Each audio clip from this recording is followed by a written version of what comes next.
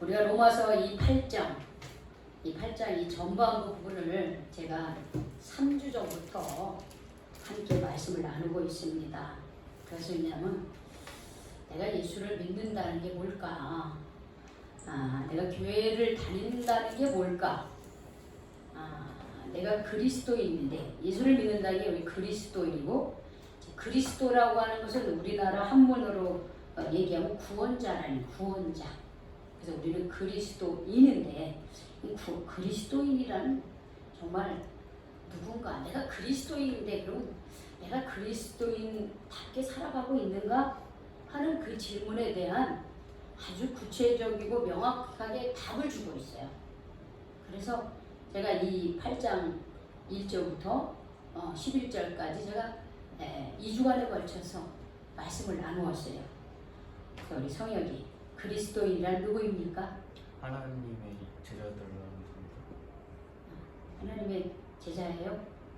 하나님의 우리는 자녀죠. 하나님의 자녀인데 하나님이 보내신 누구를 믿는 거예요? 예수님. 예수님.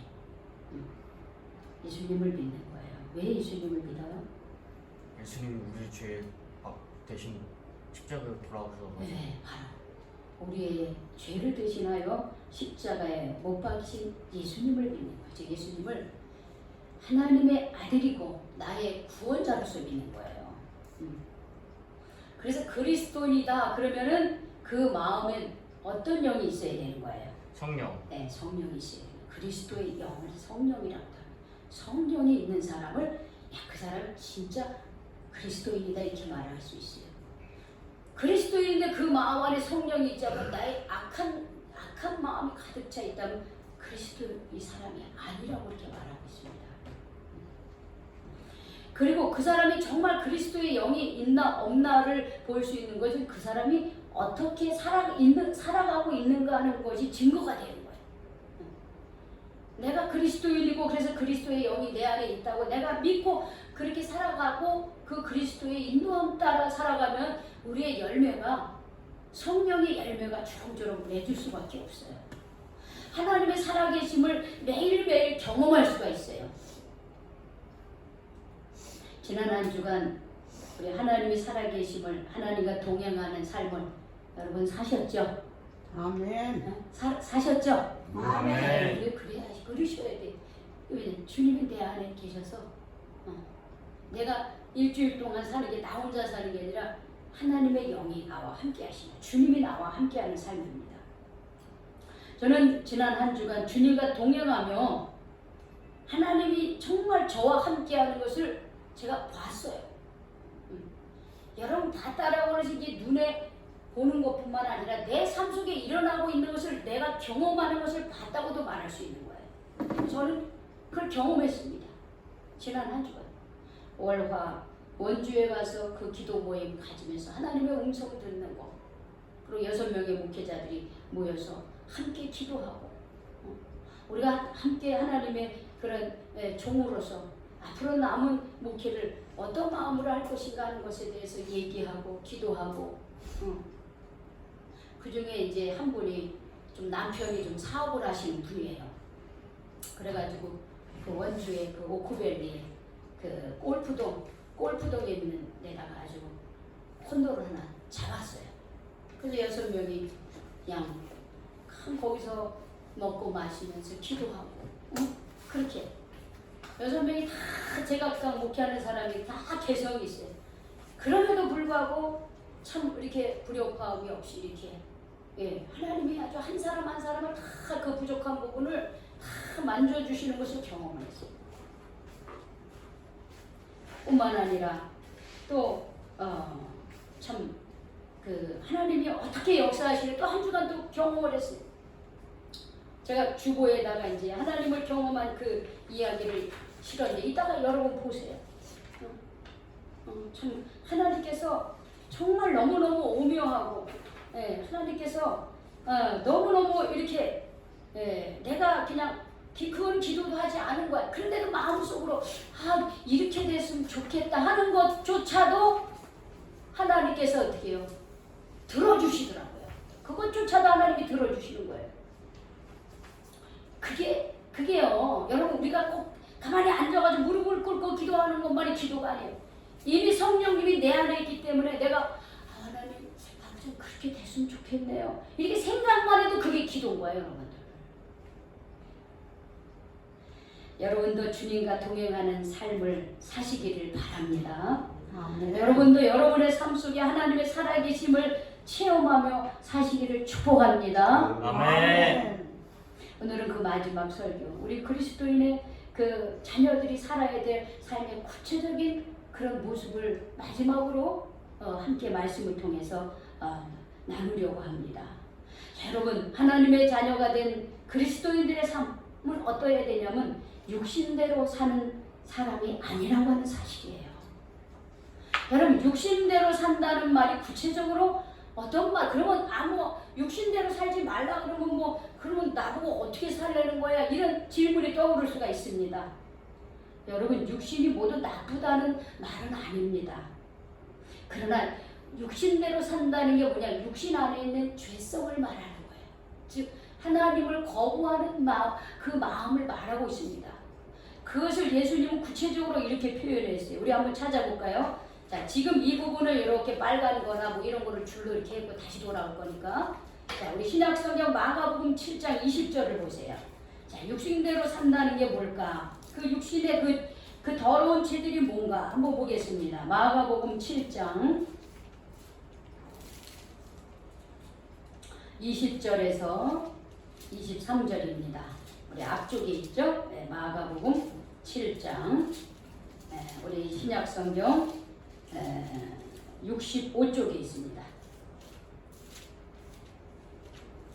65쪽 마가복음 7장 20절에서 23절. 자, 우리가 하나님을 거역하는 그 죄성이 구체적으로 어떻게 드러나는가? 예수님은요 아주 구체적으로 우리에게 얘기해주고 있어요. 7장 20절. 그래서 23절까지 읽겠어요. 우리 같이 읽어보겠습니다. 시작. 또 이르시되 사람에게서 나오는 그것이 사람을 더럽게 하느니라. 속에서 곧 사람의 마음에서 나오는 것은 악한 생각, 곧 음란과 도둑질과 살인과 간음과 탐욕과 악독과 속임과 음탕과 질투와 비방과 교만과 우매함이니 이 모든 악한 것이 다 속에서 나와서 사람을 더럽게 한다는 것입니다. 여러분, 우리의 죄성이, 여러분, 우리가 열매를 보고 그 나무를 알잖아요. 우리가 사과 열매를 맺으면 그 나무를 무슨 나무라고 그럽니까? 사과나무라고 그랬죠. 배가 달려있으면 그 나무를 뭐라 그래요? 배나무라 이렇게 얘기하죠. 여러분, 하나님은 우리를 하나님의 형상대로 만드셨지만 맨 처음에 사람 아담과 하와가 하나님의 말씀에 불순종함으로써 우리 안에는 또 어떤 마음이냐? 죄성이 있는 거예요. 죄성. 즉 죄를 짓는 그 본질이 시작되게 된 거예요. 그는 하나님을 늘 거부합니다. 하나님을 멀리하는 속성이에요. 그게. 그럼 그게 뭐냐? 왜 그런 것들이 그러면 어떤 열매를 맺느냐? 예수님이 구체적으로 얘기한 거예요. 사람에게서 나오는 것이 되는 거예요. 우리를 더럽게 하는 게 이렇게 지저분한 거 그거를 말하는 게 아니라 사람의 마음속에서 나오는 악한 생각이 되는 거예요. 그 악한 생각이 뭐예요? 응? 악한 생각이 음란하고 도둑질하고 살인하고 간음하고 탐욕과 악독, 속임, 음탕, 질투, 비방, 교만, 우매함. 요즘에 우리가 다 경험할 수 있는 것들이죠. 생각으로 짓는 죄, 몸으로 짓는 죄, 말로 짓는 죄들 다 나와 있는 거예요. 그렇죠? 우리의 죄성이 이렇게 드러난다는 거예요. 남이 잘 되는 거 보면 좀 질투가 나. 물론 질투 안 나는 사람이 어디 있겠어요. 근데 질투가 나는 것뿐만 아니라 오히려 그걸 해코지. 안 되게 해. 요건 안 되는 거야. 여러분, 이런 마음 다 있습니다. 우리 안에요. 이런 마음 없는 사람 있습니까? 있어요. 근데 그럴 때 우리는 어떻게 해야 되냐면 주님, 내 안에 이런 악한 죄성이 있네요 하고 내려놔야 돼. 근데 내려놓지 않고 이렇게 살아. 응? 도둑질하고 살인하고 거짓말하고 음탕하고 응? 그리고 말로 막 그냥 나는 사람을 허기꼬지하고 막 이렇게 살. 그러면 죄를 짓는 거예요. 이게 나를 더럽게 만드는 거예요. 이렇게 사는 것이 육신대로 사는 거예요. 이렇게 사는 것이 육신대로 사는 거예요. 그냥 이렇게 나 이렇게 생겼어. 응. 그래서 그대로 살아. 그게 육신대로 사는 것이고 그것이 뭐냐 죄의 종로를 타는 것이라고 그렇게 말할 수 있는 거예요. 죄의 종로를 타는 거예요. 근데 여러분 우리는 이제 죄의 종입니까? 하나님의 자녀입니까? 하나님 자녀. 하나님의 자녀예요. 물론 우리 안에 이런 악한 생각 아주 없어지지 않아요. 우리가 하나님의 자녀라고 해서 전혀 아주 천사처럼 하나님처럼 그런 마음만 있는 게 아니라 여전히 우리 안에는 죄성이 있어요. 하나님의 속성과 죄성이 있어요. 근데 우리가 하나님을 믿는다고 하는 것은 뭐냐면 하나님의 속성, 하나님의 형상을 회복한다라고 하는 것이 하나님의 형상을 회복해서 이 죄성을 어떻게 해요? 죽이는 거예요. 그게 하나님을 믿는 것이고 우리가 새롭게 태어나는 거예요. 그게 우리는 하나님의 은혜로 예수 그리스도를 믿음으로 어떻게 해요? 이 죄를 용서함 받았어요. 우리가 그동안 이렇게 죄인지도 모르고 이렇게 살았던 이런 죄들을 다 용서함 받았어요. 그리고 하나님의 형상을 하나님의 자녀라는 것은 하나님의 형상을 회복했다는 것을 말하고 있는 거예요. 근데 하나님의 형상을 회복했다고 해서 하나님처럼 우리가 바로 살아갑니까? 여러분 우리가 예수를 믿었어요. 예수를 믿는다고 해서 그 다음부터 그냥 완전히 180도로 그냥 달라진 사람으로 살아가는 겁니까? 아니에요. 어떻게 우리가 그렇게 되면 얼마나 좋겠어요. 근데 그렇게 안 돼요. 우리 육신도 마찬가지예요. 육신도 응애하고 태어났다고 해서 그 사람이 벌떡 일어나가지고서는 우리처럼 살아갈 수 있습니까? 아니잖아요.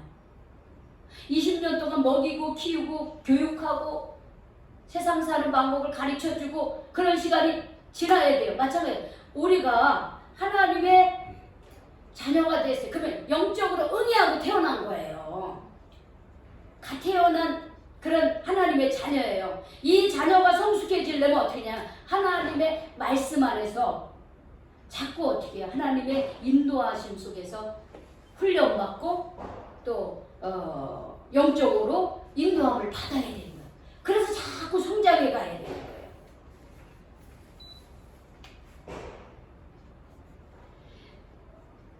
그래서 하나님의 그 자녀로 태어나면서 하나님의 속성을 회복하면서 이 더러운 육적인 이런 부분들을 어떻게 해요? 죽여야 되는 거예요. 죽여야 되는 이유는 뭐냐면요, 여러분. 내가 하나님의 자녀라고 하면서 육신 따라 살면은요, 어떤 결과가 나오냐면 오늘 말씀에 뭐라 그랬어요? 성경에 보면은 로마서 8장 다시 돌아와서요. 13절 보면은 너희가 육신대로 살면 어떻게 해요? 반드시 죽는다 그랬어요. 죄성에서 솟아나는 이 악한 생각들, 악한 행동들, 악한 그런 어떤 삶을 계속 살면 어떻게 해요? 죽는다 그랬어요. 죽는다 그랬어요.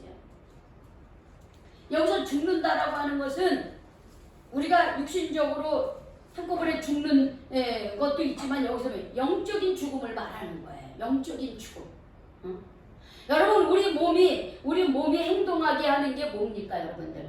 우리 몸 중에서 야 일로 가자 절로 가자 이거 하자 저거 하자 이렇게 명령하는 부분이 뭐예요? 네. 뇌죠? 머리죠? 이 머리를 생각하는 부분이라 그래요.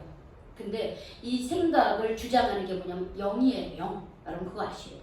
우린 영적인 존재예요. 단순히 짐승들처럼 먹고 자고 그리고 죽는 존재가 아니에요. 우리는 인간은 하나님의 형상, 유일하게 하나님의 형상을 닮은 존재로 만든 것이 인간이에요. 그래서 우리 인간은 육적 존재이면서 영적 존재예요. 그래서 이 생각을 주장하는 게 영혼이에요. 영혼. 영이에요. 영. 영의 지배를 받는 거예요, 여러분.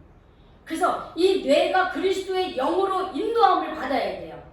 그래야지 이 육이 어떻게 되냐면 건강하고 행복한 인생을 살고 더불어 어떻게 해요? 하나님이 주신 이 세상 속에서 이웃과 더불어 함께 행복한 인생을 살아갈 수가 있는 거예요. 그런데 여러분 이 영이 하나님의 지배를 받지 않고 계속해서 육신을 따라 살면 어떻게 되냐면요. 우리가 영이 죽어요. 영이 죽으면 어떻게 계속해서 미워하고 계속해서 내 마음대로 살고요. 그냥 내 생긴 대로 산다. 쉽게 말하면 육의 부모로부터 일려받은 유전자 속에 있는 그 형질과 성격 그대로 산다는 거예요, 여러분. 근데 예를 들자면 내가 유전자 속에 있는 좋은 것도 있지만 아주 악하고 안 좋은 것들 굉장히 많이 있어요. 그리고 건강상으로 우리 부모가 고혈압이 있거나 당뇨나 있으면 그 자녀들이 그대로 그걸 유전받습니다. 그래서 이 가족력이라고 하는 것이 중요한 거예요. 그래서 젊은 사람들은 요즘에요, 부모들의 그런 모습을 보고 내가 어떻게 체질 개선을 해야 되는 거예요. 그렇게 하면서 건강하게 살려고 그래요. 그런데 말이에요, 성격 같은 거 보세요. 성격이 불같은 사람이 있습니다. 아버지나 누군가가 막 성격이 급하고 불같아. 어떤 일이 있으면 막 그냥 둘러엎고 막 화를 내고 많이 그런다. 그러면 여러분 그거 싫어해요. 그러면서도 어떻게 내 안에 그게 있는 거예요. 또 때로는 고집이 센 사람이 있어요. 물론 옳은 것에 고집을 피워야 될 때도 많이 있지만은 꼭 그러지 않아도 되는데 자기 말만 자기 말이라고 하는 그런 사람이 있어요. 타인의 말을 잘 듣지 않아요. 자기 주장만 합니다. 그러면 이런 사람은 주변에 사람이 없어요. 그러면 여러분 우리가 육신대로 살면 여러분 영이 이미 죽기 때문에 육신대로 사는 거예요. 그럼 외롭고 불행하고 삶이 점점 어려워집니다. 그리고 여기서 끝나는 것이 아니라 하나님의 심판을 면할 수가 없습니다. 그래서 우리는 어떻게 육신대로 살면 반드시 죽기 때문에 영으로서 몸의 행실을 죽이며 살아가는 사람이에요. 그리스도인은 이제 육신대로 사는 사람이 아니고 성령으로 그 육의 행실을 죽이면서 새로운 인생을 사는 것이 바로 그리스도인인 겁니다. 근데 여러분 육의 제된 행실을 죽이는 것이 쉬울까요? 만만치 않아요, 여러분. 여러분 그 대도 조세용이라는 사람 아시죠? 대도라고 해서 뭐 예전에 홍길동과 같은 그런 의미로 이렇게 이 사람에게 이제 별명을 붙여준 건데 사실 뭐 대도라고 할 수가 없죠. 근데 이번에 지금 83세예요. 지금 현재 1938년생으로 참 그때는 참 어려운 시절이잖아요. 일제 시대였고 또 좀 있다가 또 6.25 전쟁이 일어나고 그러니까 부모가 없어요. 고아가 됐어요. 옛날에 고아들이 참 많았어요. 근데 조세영이라는 사람도 이게 부모가 없이 떠돌이 생활을 하다 보니까 뭐라는 도둑질을 하게 됩니다. 근데 이 도둑질하는 이 사람이요 키가 커요. 1938년생인데 키가요 한 70m 허좀 이게 높더라고요. 거의 80이 되는 것 같아요. 이 사람이 뭘 잘했냐면요 이렇게 뭐랄까 탁 뛰어서 올라가는 거 있잖아요. 그래가지고 이 사람이 이 부잣집은 담이 높잖아요. 그런데 뭐 살짝 걸쳐놓기만 해도 그거를 탁 딛고서 그 2m씩이나 되는 그 담을 뛰어넘기를 잘했대요.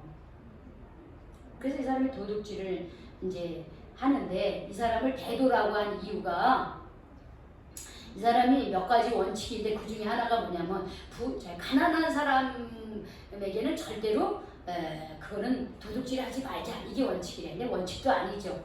가난한 사람이 돈이 있습니까? 가난한 사람 당연히 돈이 없죠. 그러니까는 담장 높이 요즘에 CCTV나 뭐 그런 거 많이 있어가지고 뭐 세콤이나 이런 것들 많이 24시간 경비하는 것들이 많지만 이 사람이 저희 도둑질하던 시대에 그런 게 없었거든. 기껏 해봤자 이제 높은 담장에 이제 뭐 진돗개나 이런 거 몇 마리 길렀죠. 그러니까 이 사람이 높은 담 있는 집, 그런 아주 고간 집, 뭐 이런데 가가지고 도둑질을 한 거야. 그런데 이 사람이 그렇게 하고 자기 혼자 배부른 게 아니라 어려운 사람 보면 또 그걸 다 나눠주고 그랬다는 거예요. 그래서 이 사람에게 대도 조세영 이렇게 했다는 거예요. 근데 이제 이 사람이 이제 그러면서도 잡히죠. 잡혔는데 이제 가가지고 거기서 한 15년 동안 이제 감옥 살이를 하면서 거기서 한 약 1,500권의 책을 읽으면서 거기서 예수님을 믿게 된 거예요, 이분이. 그래가지고 나와가서는요 또 목사가 됐어요, 이분이요. 목사가 돼서 막 간증을 하러 다니고 막 그랬습니다. 그럼 계속 그렇게 하면 좋잖아요. 목사까지 됐는데. 막 일본 가서도 막 간증하고 필리핀 가서도 막 간증하고 우리나라에서 여기저기 막 그냥 간증해달라고 막 그렇게 아주 교회에서 신앙 간증해달라고 아주 인기가 아주 높았어요. 근데 그렇게 살면 좋아. 얼마나 좋아. 또 어떤 젊은 여 자기보다도 16살이나 어린 사람하고도 결혼해서 아들까지 낳았어요. 그럼 그렇게 살면 되잖아. 그렇죠? 그렇게 살면 되잖아. 근데 이 사람은요. 2001년도에 일본에 가가지고 또 도둑질을 했어. 일본에 가서. 이 말이 뭡니까? 이 사람의 그 과거의 그 죄된 행실을 어떻게 해요? 죽이지 못했다는 거예요. 그리고 이후로도 11년, 13년, 15년 그리고 2019년도 마지막 2019년도 6월에 다세대 주택에 침입해서 몇백만 원을 훔쳤어요. 가난한 집거는 털지 말자 그러고 나중에는 나이가 되니까 이제 못하는지 다세대 주택 그 서민들 사는 거 아니에요. 돈이 뭐 얼마나 그러니까 몇백만 원 훔쳐. 그래가지고 지금은요 83세인데 감옥에 갇혀 있어요. 여러분 6의 죄된 행실을 죽이는 것이 쉬운 게 아니에요. 이건 한 예를 들었지만 우리의 삶 속에서도 보면 참 우리 안에 그 악한 생각들, 죄성으로 인해서 악한 그런 행동들이 있어요. 우리가 하는 것들이. 그러면 어떻게 이 죄로 물든 악한 육의 행실을 죽일 수 있겠습니까? 그거는 오직 성령으로만이 가능하대요. 오직 성령으로만이 가능하다는 거예요. 왜 성령으로가 가능하냐? 여러분 성령이 그리스도의 영이잖아요. 부활하신 예수님의 영이잖아요. 근데 예수님께서 어떻게 했어요? 죄와 죽음의 권세를 어떻게 했어요? 이기셨잖아요. 제 죄로 인해 죽으셨지만 하나님께서 죽은 자 가운데 예수님은 어떻게 했어요? 3일 만에 다시 살아내셨어요. 그게 뭐냐? 죄와 죽음의 권세를 이기셨다라고 하는 것입니다.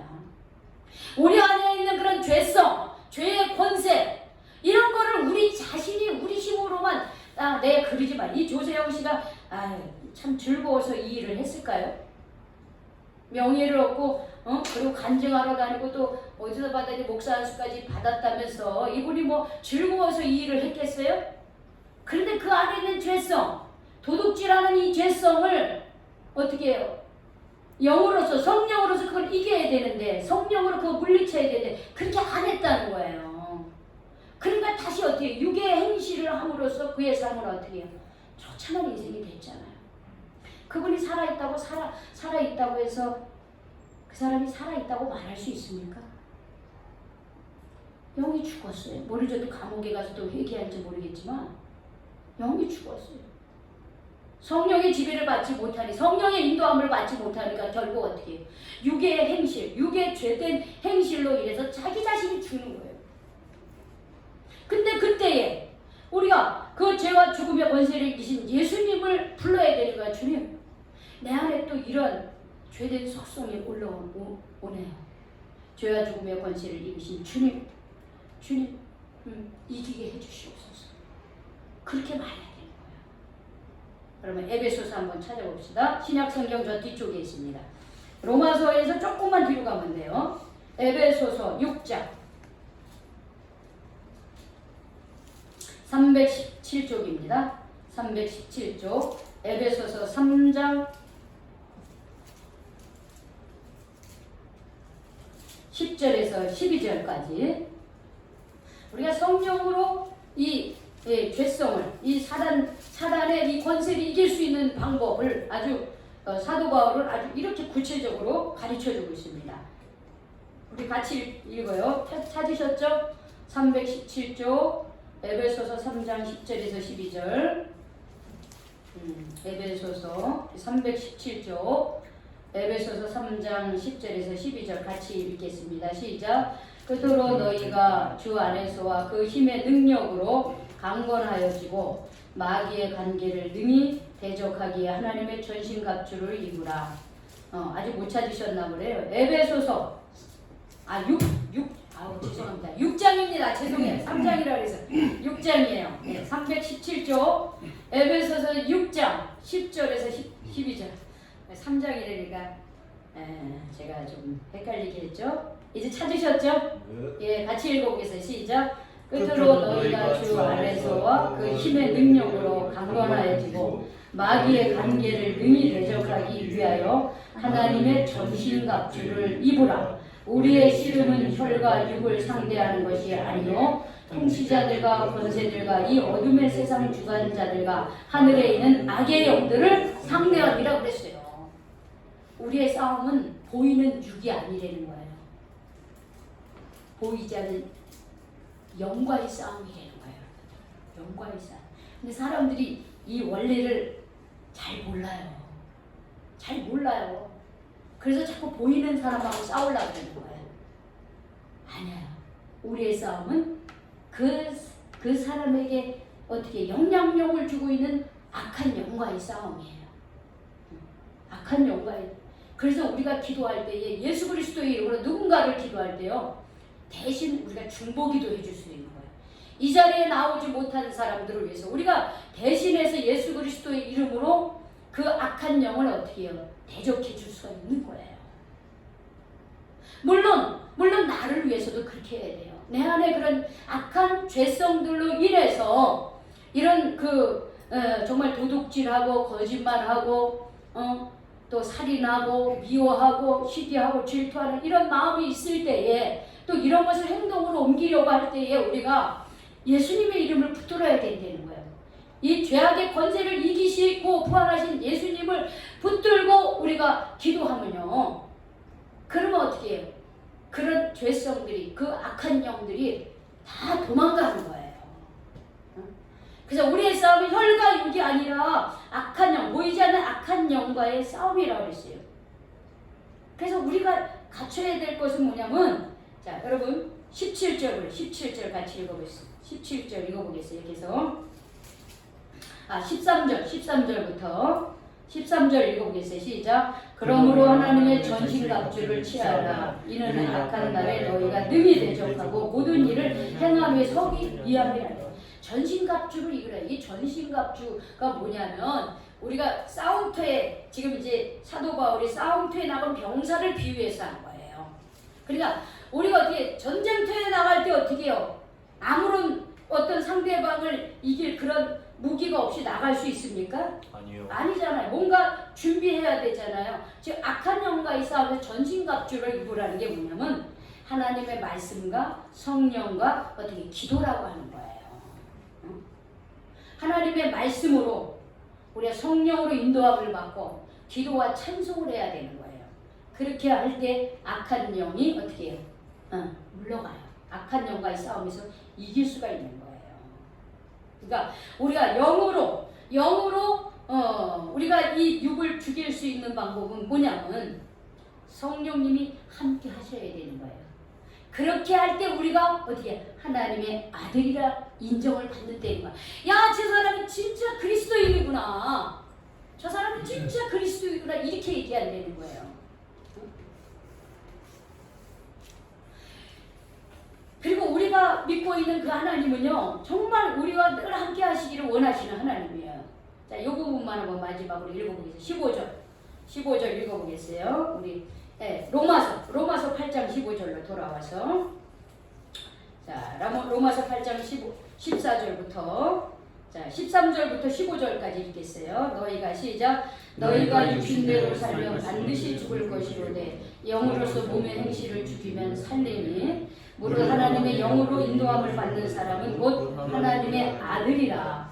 너희는 다시 무소하는 종의 영을 받지 아니하고 양자의 영을 받았으므로 우리가 아빠 아버지라고 부르짖느니라.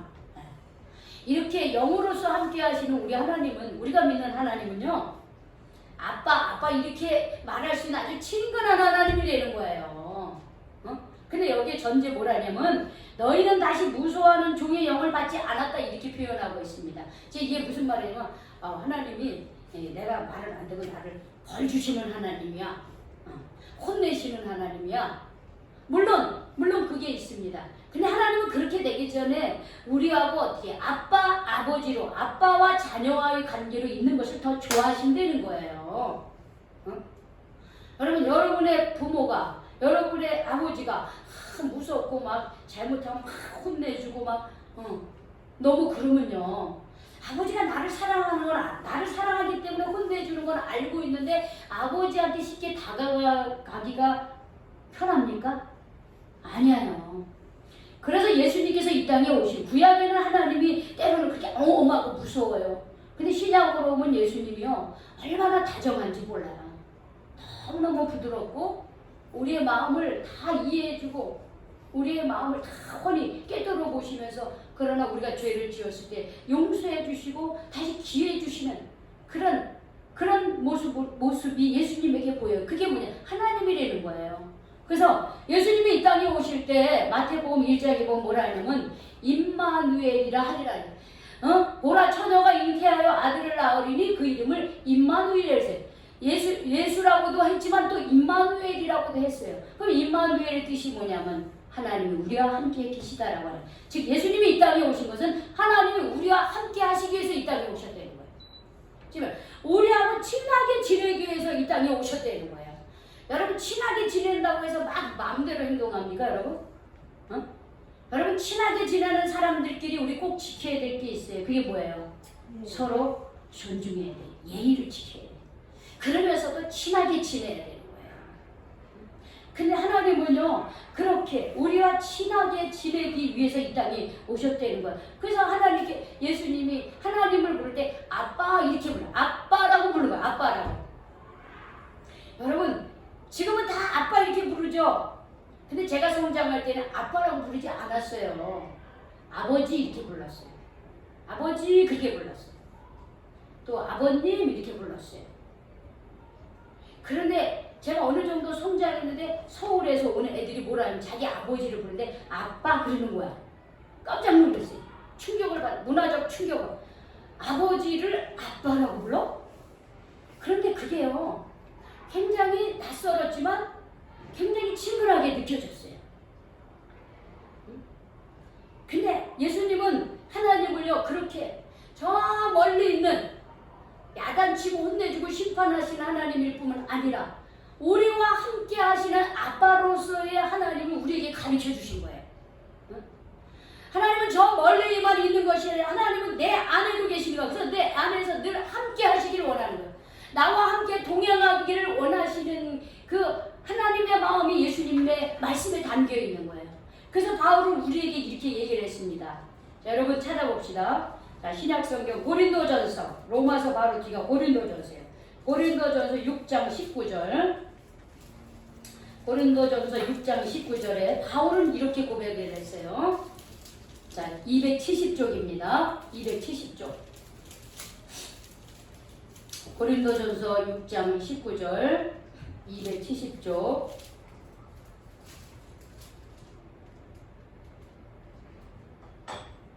자, 우리 같이 읽어보겠습니다. 시작. 너의 몸은 너희가 하나님께로부터 받은 바 너희 가운데 계신 성령의 전인 줄을 알지 못하느냐? 너희는 너희 자신의 것이 아니라 이렇게 얘기했습니다. 여러분 성령의 전이 옛날에는 예루살렘 한 군데만 있었습니다. 근데 지금은 성령의 전이 어디에 있어요? 세계 각국에 있어요. 교회로 이렇게 있습니다. 그런데요, 신약에 오면 성령의 전이 어디예요? 내 마음속이에요. 여러분 마음속이에요. 왜 교회입니까? 왜 교회예요? 왜 성전이에요? 그곳에 누가 임하시기 때문에 그런 거예요? 하나님의 영이 임하시기 때문에 교회라고 하고 성전이라고 그러는 거예요. 그런데 그 성령이 임하시는 곳이 단순히 교회뿐만 아니라 지금 어디에도 임하십니까? 내 마음속에도 임하는 거예요. 그리스도인은 그 마음속에 누구의 영이 있는 사람이라 그랬어요? 그리스도의 영이 있는 사람이라 그랬어요. 그러면 내가 하나님의 전인 거야. 내가 어떻게 해요? 그리스도의 영이 내 안에 있으면 나는 어떻게 해요? 나도 교회인 거예요, 여러분들. 이렇게 보이는 교회만이 교회가 아닙니다. 내 안에 주님이 계시는 하나님의 영, 그리스도의 영이 있으면 나는 뭐가 되는 거예요? 걸어다니는 교회가 되는 거예요. 그래서 어떻게 해요? 내가 내 몸이니까 내 마음대로 하고 육적으로 생활하고 그렇게 못하는 거예요. 왜? 하나님께서 내 안에 계시기 때문에, 하나님이 내 안에서 다 보고 계시고 다 알고 계시기 때문에. 그러니 성전인 내 마음을 내가 어떻게 해야 됩니까? 하나님 앞에서 거룩하게 해야 되는 거예요. 육신의 그 악한 생각, 죄성으로 종로를 하면 안 되고요. 성령님께서 내 안에 계시니까 늘 그분의 음성을 듣고 그분의 인도하심을 받고 우리가 어떻게 해요? 그분이 주시는 은혜와 그 인도하심 따라서 우리가 살아가는 거예요. 응? 그렇게 자꾸 하셔야 되는 거예요. 우리가 왜 그리스도인이 많으면서 세상에서 빛과 소금의 역할을 함에 있어서 때로는 손가락질 받을 때도 있습니다. 다 그런 건 아니에요. 왜 그럽니까? 우리가 신앙생활하는 것을 교회에만 오는 것을 신앙생활로 하기 때문에 그래요. 아니에요. 이곳에서 우리가 성령의 임재를 체험하고 그리고 어떻게 해요? 내 안에 임재하신 그런 성령님과 동행하는 삶을 살아야 되는 거예요. 세상 속에서. 그렇게 될 때 하나님께서 우리에게 영광도 주시고 때로는 내가 그리스도인으로 살아가면서 받아야 될 고난도 있는 거예요. 그 고난도 받으면서 살아야 되는 거예요. 우리가 그리스도인으로 산다고 하는 것은 어떤 영광 또 내가 기도하는 것이 다 응답되어지는 것뿐만 아니라 세상 속에서 내가 빛이 되고 소금이 되려면 어떻게 해요? 나를 희생하고 나를 희생한다는 것은 때로는 내가 어떻게 해요? 어려움을 겪을 수도 있다라고 하는 거예요. 그런 삶도 받아들여야 된다는 거예요. 그런 삶이 진정한 그리스도의 삶이고 그리스도인이 되는 겁니다.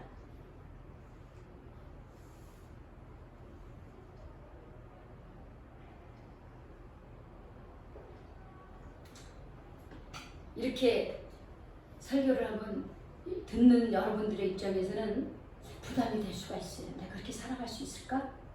근데 여러분 순종하면 되더라고요. 그냥 순종하면 돼. 근데 순종 안 하니까 힘드는 거야. 순종하면 되는 거예요. 순종하면. 저도 우리 청년들 핸드폰을 못 놔요. 이제 핸드폰을 못 놔. 핸드폰이 아주 얼마나 좋은지 몰라. 여기에 모든 게 다 담겨 있어요. 그래서 밥 먹을 때도 핸드폰을 하고 잠잘 때도 핸드폰을 하고 어디 갈 때도 길을 갈 때도 일어날 때도 근데 성경에 그 말이 있어요. 일어날 때든지 잠잘 때든지 뭘 할 때든지 너희는 말씀을 기억하라 그랬거든요. 요즘에 말씀이 아니라 핸드폰이에요. 저도 그래서 어떤 때는 핸드폰을 만질 때가 있었는데 하나님께서 제게 내가 말씀을 준비하는데 핸드폰을 만질 때가 있어. 제 마음속에서 하나님은 만지지 마라 이런 깨달음을 주시고 제가 하나님의 음성을 자꾸 들으려고 하니까 하나님께서 그 음성을 내게 주시는 거예요. 근데 그 음성이요 이렇게 제가 지금 말하는 그 음성이 아니에요. 하나님의 음성은 마음의 깨달음이에요. 생각 속에서 마음속에 그걸 깨닫게 해주시는 거예요. 그럼 내가 거기 순종을 해요. 자 여기 보세요. 자 여기 보세요. 나중에 하시고 나중에 하시고 그런 훈련이 계속 돼야 되는 거예요. 여러분. 그럴 때 성령님께서 내 안에 계신 것을 알게 되고 육이 악한 생각으로 우리가 거기에 종로로 타지 않고 우리가 어떻게 하냐면 정말 성령의 그 인도하심 속에서 우리가 인도함을 받고 그 은혜 속에서 우리가 살아갈 수가 있겠더라고요. 그러니까 힘들죠. 내가 못하겠는데 그럼 내가 순종을 안 해서 그래. 순종하세요. 그러면요 주님이 함께 하시는 게 막 보여. 저는 요즘에 막 보여요.